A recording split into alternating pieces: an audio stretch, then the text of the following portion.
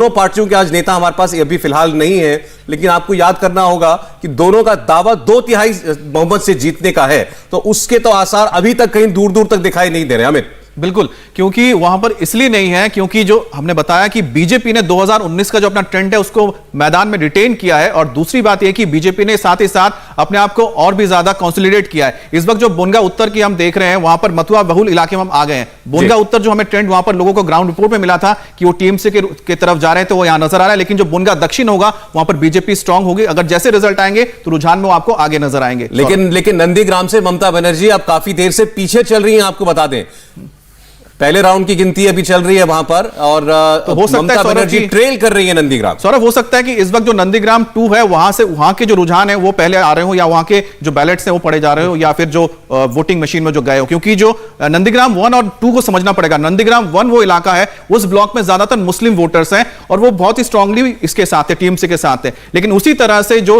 Nandigram block 2 पड़ता है, वहां पर हर एक बूथ में 1200-800 से ज्यादा हिंदू वोटर्स हैं और करीब 100 के करीब वहां पर मुस्लिम वोटर्स आते हैं। कुछ जगह पे तो है ही नहीं वो, लेकिन पूरी तरह से पोलराइज होकर बीजेपी की तरफ नजर आए थे। और हो सकता है यही वजह कि इस वक्त उसी इलाके से सारे निकल के आ रहे होंगे रुझान। इसी वजह से अभी तक आप देख रहे हैं कि शुभेंदु अधिकारी आगे जा रहे हैं, लेकिन जैसे ही नंबर 1 खुलेगा, यानी कि नंदीग्राम 1 का, तो आप देखेंगे फिर से कांटे की टक्कर होने लगेगी।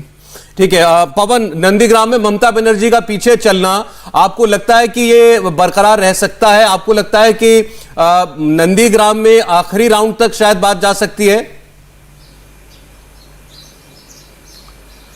सौरभ जी, बंगाली में एक टर्म है हड्डा हड्डी। शुरुआत में हमें समझ नहीं आया था, बाद में पता चला कि कांटे की टक्कर को हड्डा हड्डी कहते हैं।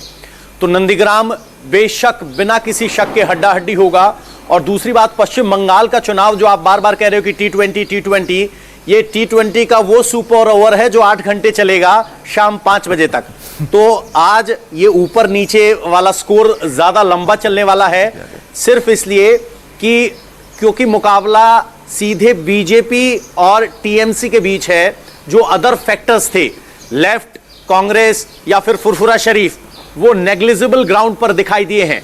और इन सब से परे इस पूरे पश्चिम बंगाल की काउंटिंग में अगर आप देखेंगे तो बीजेपी अपने आप में अभी विनर ये है कि मुकाबला बीजेपी और टीएमसी के बीच में है। ये वही बीजेपी है जो 2016 में सिर्फ 3 सीट जीतने में कामयाब रही थी। और अब अगर आंकड़े ऐसे दिखाई दे रहे हैं तो आप समझ सकते हैं दिलो दिमाग पर किस तरह से छाप छोड़ी। नहीं, बीजेपी इनफैक्ट आगे चल रही है। 79 पर बीजेपी आगे है, 72 पर टीएमसी आगे चल रही है। चकदाहा से खबर है बीजेपी के आगे चलने की। कैनिंग पश्चिम से टीएमसी आगे चल रही है। अमित, क्योंकि और सज्जन आप लोग सीट्स को बेहतर पहचानते हैं तो बताते रहिएगा बीच बीच में। मैं तारकेश्वर और चाकदा की बात करता हूं।